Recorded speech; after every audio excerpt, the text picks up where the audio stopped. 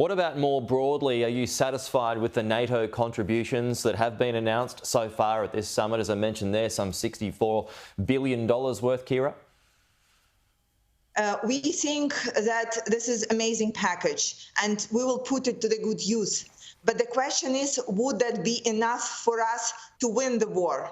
And this question remains open, and we are calling for our allies for a more strategic approach and for switching from helping us to fight the war to letting us to win the war.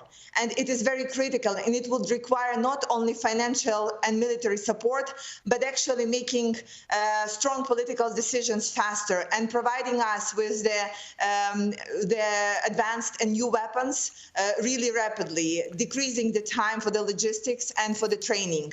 This is the only way for us to become more proactive on the battlefield and actually push Russian forces from our territories.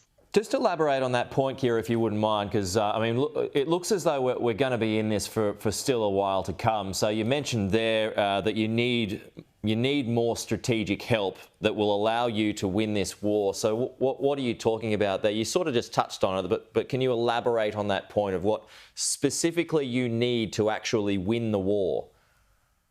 We need a sufficient amount of air defense systems. This is critical, and this will allow us to defend our citizens and also help our soldiers at the battlefield.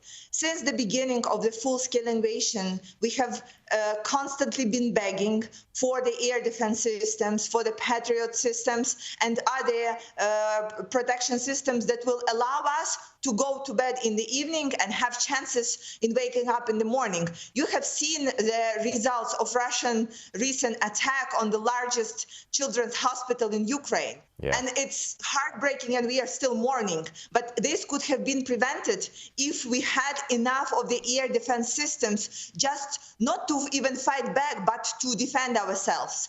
Second is an ability to use the weapons that we possess to attack Russia on their territory, actually attack those missiles while they're being launched, and attack specific factories of Russia where they produce those missiles. So basically to prevent those of coming into our homes.